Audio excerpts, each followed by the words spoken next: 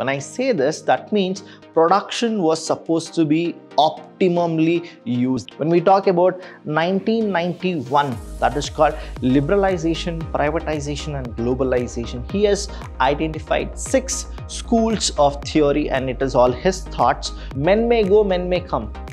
But here what happens is management will stay. The reason is it is pervasive.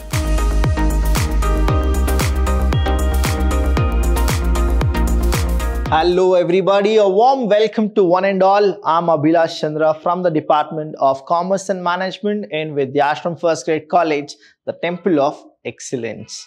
In this chapter, the special session is all about the session 6. Here you will understand about the pioneers and the management guru who have contributed everything to the world of management. You will understand about the industrial revolution as well, and then what exactly made all these management a useful process, and that is the reason even now the business and the industries are following whatever the gurus of management have actually given, and their contribution to the management is very, very important. And what exactly they have said, we'll go with it. That is, you will understand when and who all are the pioneers of management and why management is so much very important in the 19th century itself.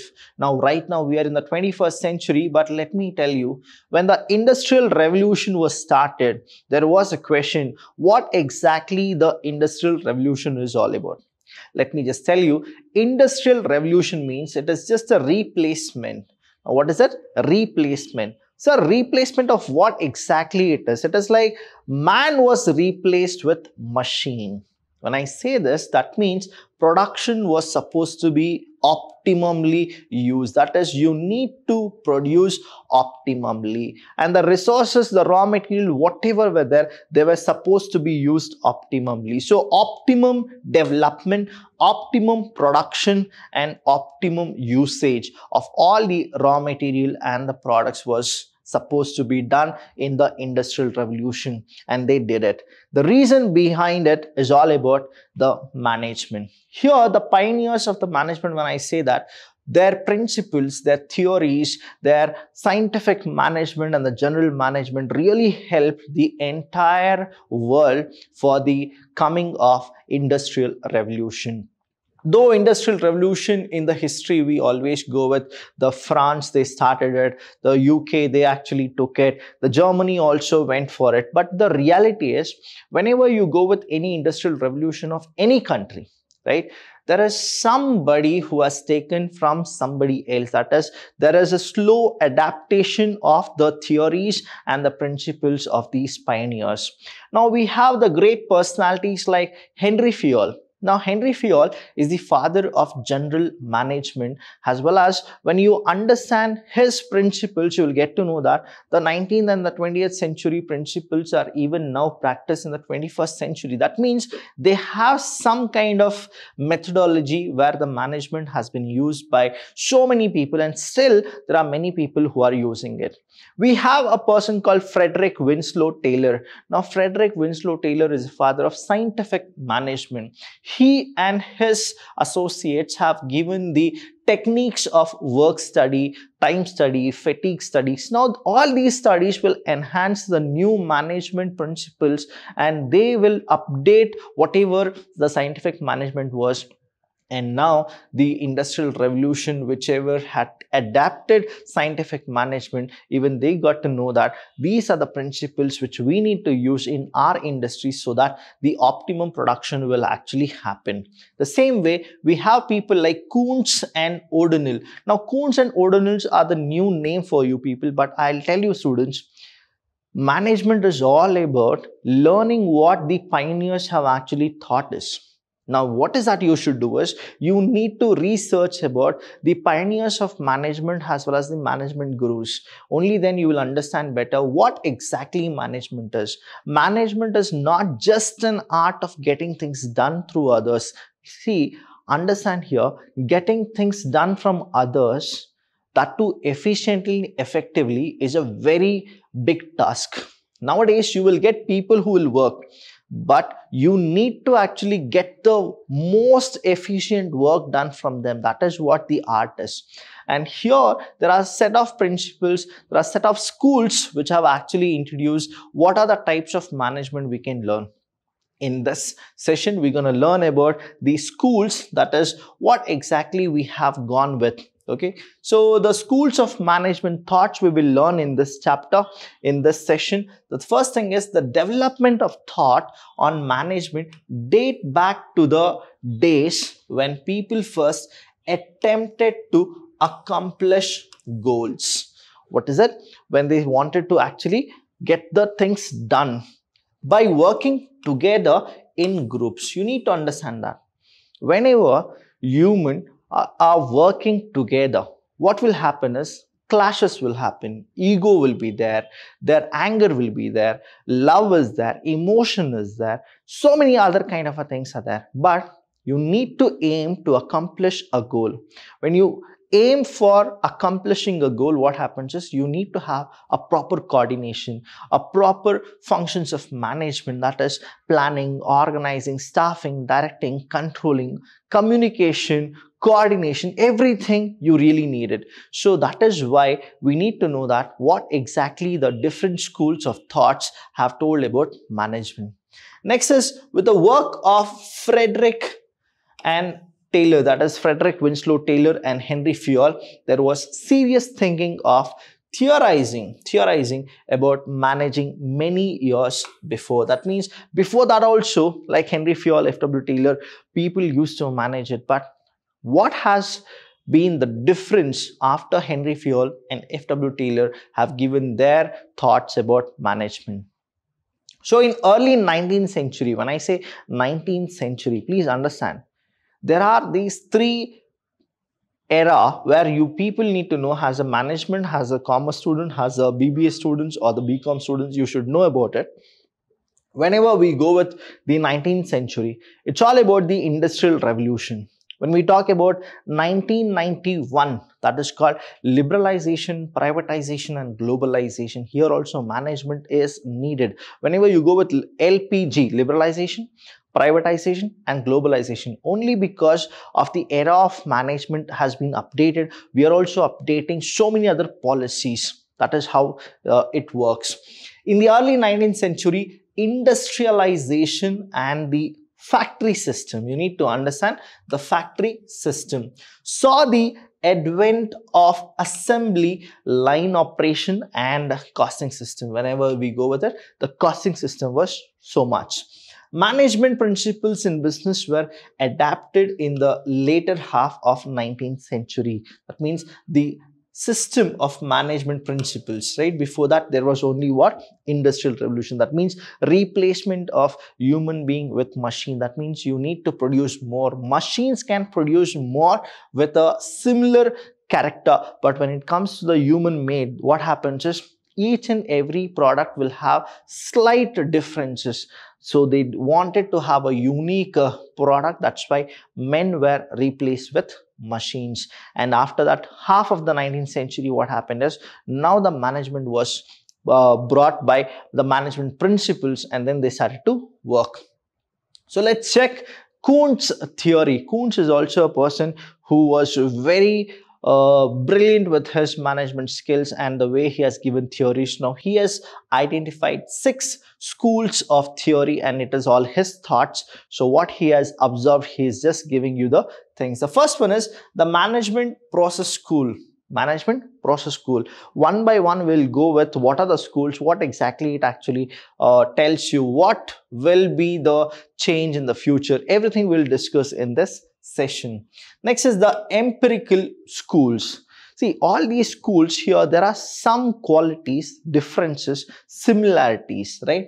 The third one here is the human behavioral school. That means human behavior is also a part of management. You need to understand their mood swings, their emotions, their behavior, their character. It also depends on the environment which they are living. Then we have social system school. Here the first is what? The management process school.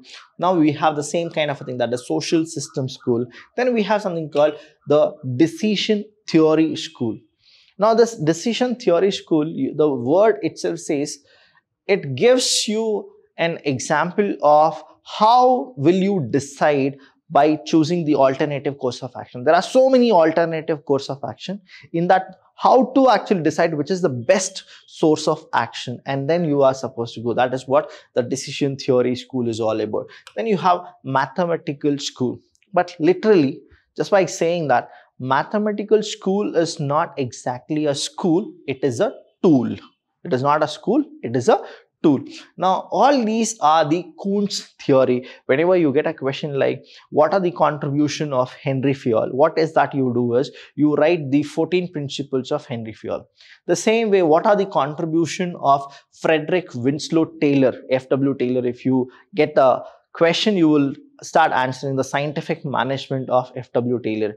But whenever you get the contribution of Kuhn's, what is that you should do is you should always go with this theory, that is the different school thoughts by Kuhn's, and that is how you are supposed to write the management process school, empirical school, human behavioral, social system, and then you have decision and mathematical tool. So these are the schools theory which Kuhn's have observed. So let's check one by one what exactly all these schools will explain. Now the first one is the management process school. Now here, management process school, why it is called as process? Why management is called as a process? Whenever you get any question like the process, you need to understand that process in the sense it is a continuous process. When I say it is a continuous process, that means there is a progression, progressive. Now here you need to understand, whenever we deal with management, that is there are at least two people who are working, and when they are working, what happens is it is never ending. It is never ending. The reason is human needs and human wants, the way it is never ending, even management is also never ending. Men may go, men may come, but here what happens is management will stay. The reason is it is pervasive. It is pervasive in the sense universally accepted. Everywhere you have something called management. When people are working together, there is something called management, but it is intangible. Management you cannot touch, right? But you can feel it. Now here what happens is the father of general management, that is Henry Fayol. Now he is the real father of the process of management, and what he says is, whenever we get any work done, what is that we do is we always go with a group organization structure, and then we go for it. You need to understand the Henry Fayol 14 principle to learn about the process of management. Now when he went with the general principles, that is your work, then the authority, responsibility, discipline, unity of command, unity of direction, scalar chain, remuneration, what exactly it is, each and everything will follow by each other. That means here there is a process. Whenever we go with any kind of a thing, now I'll give you an example. If there is a person who wants to attend an interview and he got selected in the interview, after getting selected in the interview, now he will get his work. Right now, what it is, management is a process. The first thing what the company will do is they'll give him the work, that is called division of work. Now Henry Fayol have actually told you division of work. So if you understand the 14th principle, from the first principle to the 14th principle, everything is a process, right? So what happens here is the management process school views management as a process. They have accepted that management is a process of getting things done with people, that is working in organized groups. Fathered by Henry Fayol. Who has done it? Fathered by Henry Fayol. The school views management theory as way of organizing. The first one is what? It is way of organizing. Then experience for practice. Experience for practice. That is the second one. Then research and teaching. That is the third and the fourth one. So here management is all about what? One is organizing, then it is you have experience for practice, and then you have research and teaching. It begins by defining the functions of management. That means the functions of management are what? They are, you have the functions of management called planning, organizing,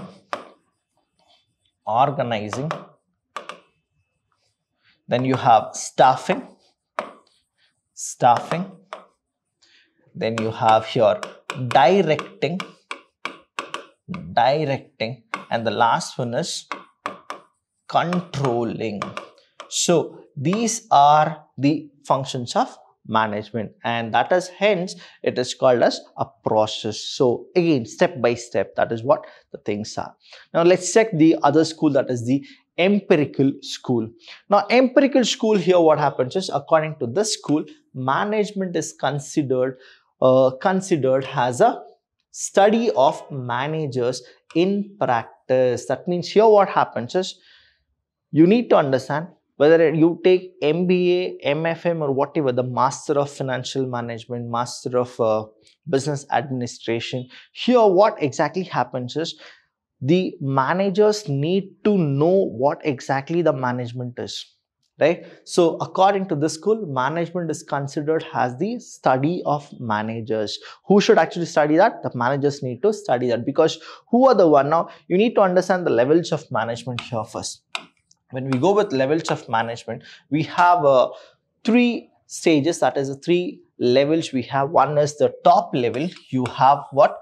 The top level. Then you have here the middle level you have. Then you have the last one is the supervisory level you have. So here what happens, the middle level are the people who will actually manage all the work, and the top level are the only people who will actually go with what? They'll go with decision making, planning, all those things. That is, the top level will only go with planning, but who will manage everything? The middle level will do it. And in middle level, who are the people? The managers are there.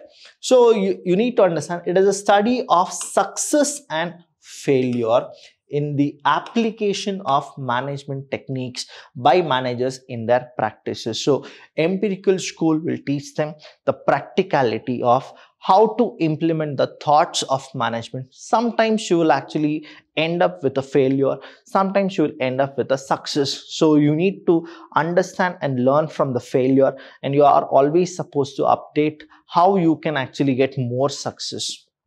Theories of management can be developed by studying large number of experience, because some sort of generalization can be possible. So you are supposed to always go with experience, because human is a heterogeneous person, and now through more experience you will understand that how well you can manage those heterogeneous crowd through different ways of experience. From the 19th century to the 21st century, probably cross together the experience and the experiments have been actually occurred. And now also I'll tell you what happens is, every now and then when the generation is coming, the new generation is coming, the approaches of the management is getting outdated. So we need more experience, more experiments, so that we can learn that for the next generation how the management should start. So we'll go with the next one, that is the human behavior school. Human behavior, I told you about the empirical school where people are heterogeneous. Now earlier what used to happen is, you give them more money, they'll start working for you. That is what their theory was. That is, you pay them, they'll work for you. Now what has happened is, the more and more if you start paying only, then they'll work. But there is a limitation. They'll stop working if you don't pay them.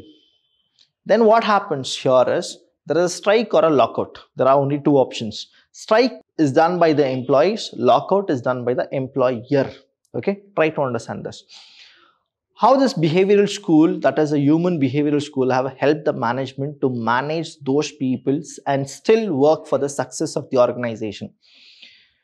If you start increasing their salary, one or the other day what happens is, it is always a barrier for the company. Well, why it is called a barrier for the company? In the sense, the company need to share the profit. Now for the long term, if they start going with the same concept, that is paying more, then what happens is, at one point of a time, people will stop to work if there is no profit at all. So here what is the task for the manager is you need to give them fair remuneration plus get the work done, which is more. Now what has happened is more work and fair remuneration. Now it is fine. But try to analyze this, right? Human is heterogeneous, as I told you. He'll always compare what the other company is paying to other employees. Rather, he'll not check what is the work they are doing it. So that's why human behavioral school you are supposed to actually learn. The thing is, the center thesis of the human behavior school is that since management involves getting things done with people, management theory must be centered. It should be what? Centered on interpersonal relationship. That is the relations. Their theory focus on the motivation of individual views. Now, whenever the employee will think about what the other company is doing, what is that other company paying the employee, now what happens is their motivational values will actually come down. Their motivational perspectives will come down. Their motivation is only that they are getting more. Now you need to withstand as well as you need to retain your employees. So what is that you should do is you should always motivate your employees. How to motivate your employees? Just giving fair remuneration and then getting the work done is not the motivation at all. You need to actually tell them if they work more, they'll have promotion. If they work more, they get incentives. If they work more, they'll get some kind of fringe benefits. So what happens is now they don't have time at all to check what the other person are doing. See, here you need to understand empty mind is devil's workshop. You need to always be a taskmaster to your employees. You should always give them tasks so that they should not even think about anything else apart from doing the work. So that is what the management goes with. Viewed as a socio-psychological being. That is, here human is always what? Socio-psychological being. You are supposed to understand him. This approach can be divided into two groups. One is the interpersonal behavior approach,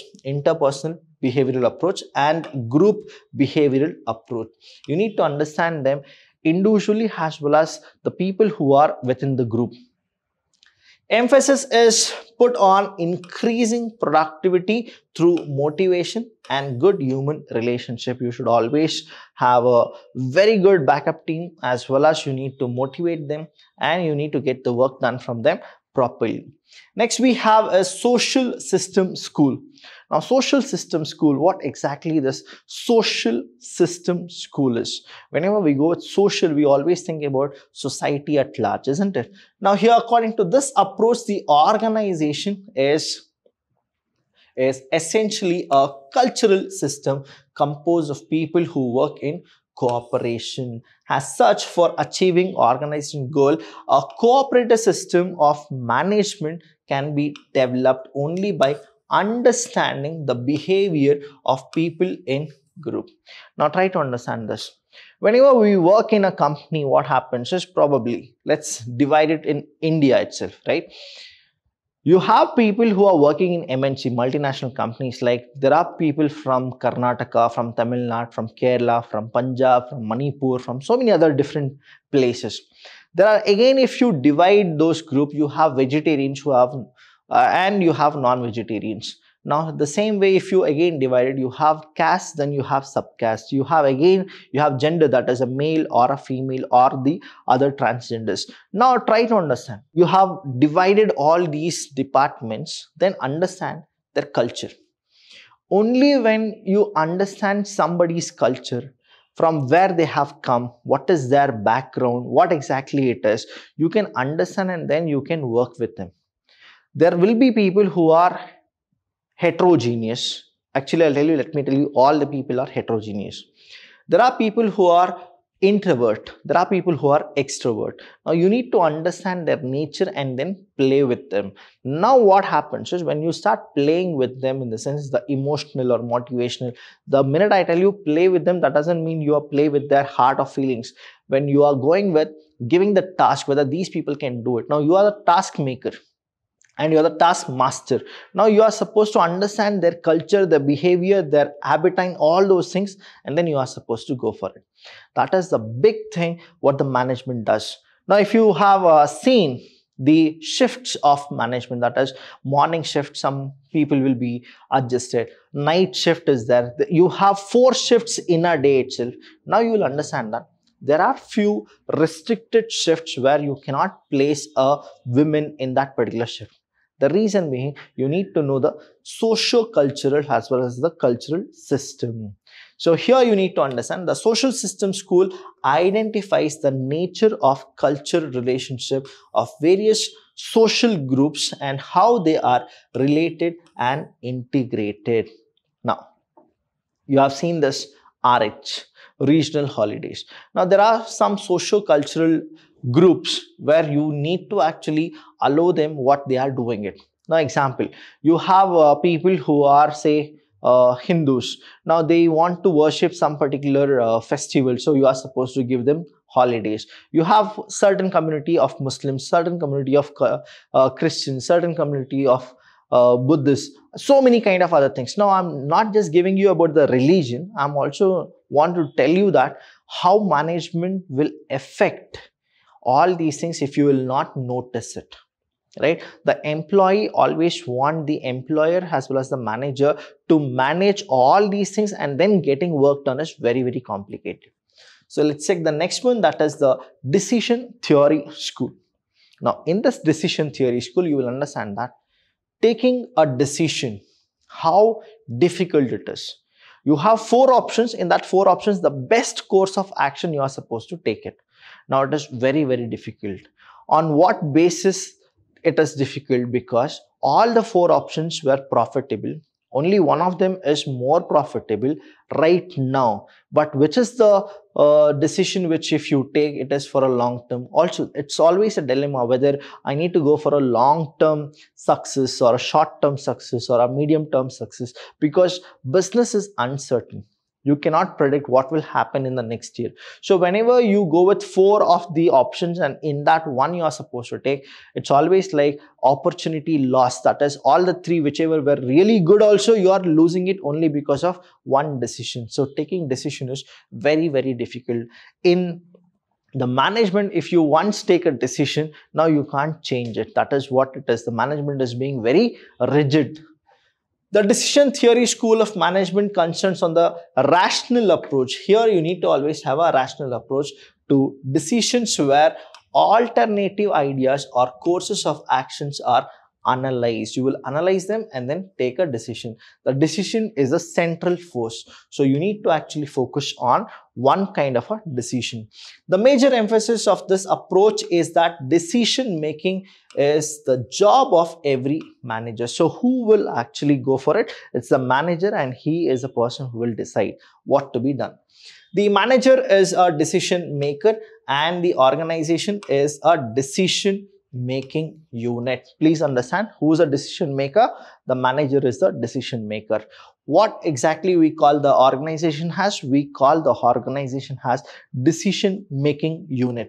Therefore, the basis problem is managing is to make a rational decision. Very, very difficult is what? To manage and to make a rational decision. But here in the school, we'll understand how to leave things and then pick one proper decision and then going forward with the same decision. And the last school here we have is the mathematical school.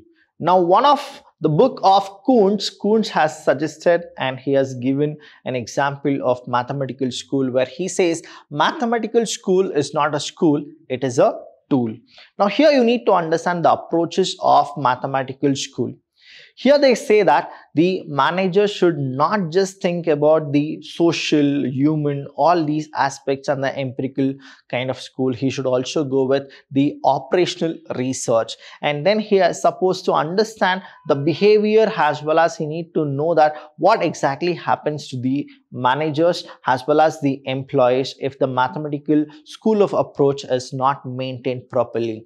The management actually views the system of mathematical models and processes. You need to understand the mathematical models here.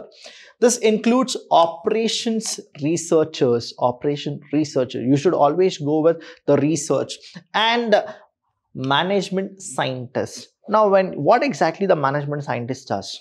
They are the one who actually go with so much experience as well as experiment, where they'll understand the mathematical approach of how to make a person motivated so that he can work and get the work done efficiently and effectively. But Kuntz always points out, as I told you, that in his view, mathematical is a tool, not a school. So these are the things which you are supposed to know. I've told you about the different schools of management, and you are supposed to write. If you get a question called what are the contribution of Kuntz, then you are supposed to list out all the 6 schools here. Thank you so much. If you have any doubt, students, you can actually call us. We are always there to help you. I'll see you when I see you.